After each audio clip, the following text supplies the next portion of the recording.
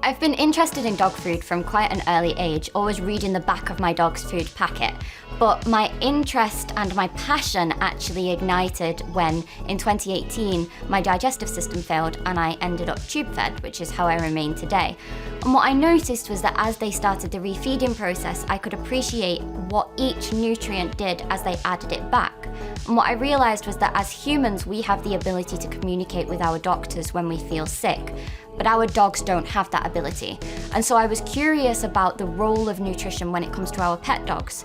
And what we actually found was that in many cases it was the missing puzzle piece to full health and well-being. We think about breeding, we think about training, raising, socialization, we think about all of these factors which form a well-rounded dog, and yet we forget the foundation to all of that, which is their food, it's nutrition.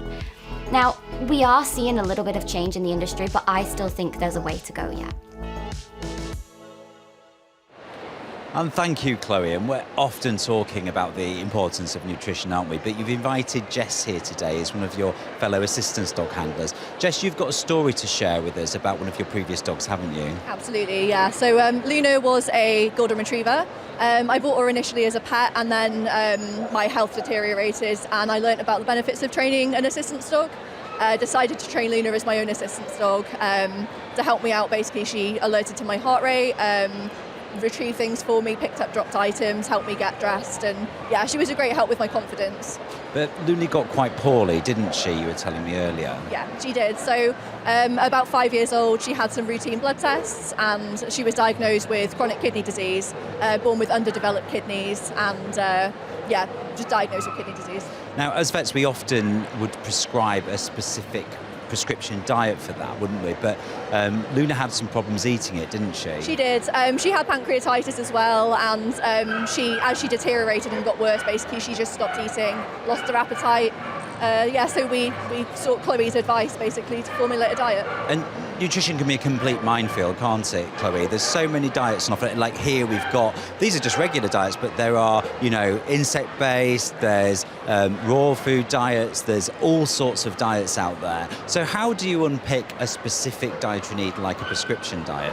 Well, the difficulty with Luna was that there wasn't a commercial diet on the market that was suitable for her without worsening one of her conditions. So what we needed to do was we needed to look at her situation individually and look at the clinical guidelines present for her. So that was the clinical guidelines for chronic kidney disease and also for pancreatitis.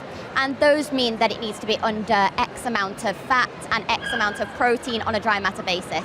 Now that's going to vary from dog to dog, but in Luna's case, we needed to make sure that not only was it complete to FEDIAF, which is the regular nutrient guidelines for every dog, but also the clinical guidelines too. So that was why we formulated the special diet for her that Jess could cook at home.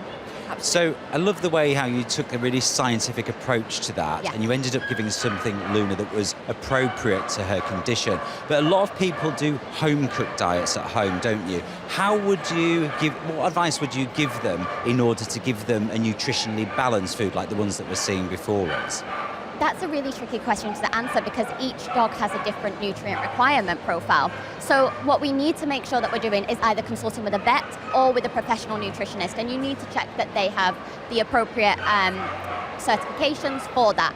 Now, it's not as simple as just feeding a variety of foods because we need to make sure that certain nutrients aren't impeding others from absorption. So it really is quite a minefield, like you said. So our advice would be always consult with a professional or feed a commercial diet if you can. That's great advice. Thank you so much, guys, for joining us. Thank you.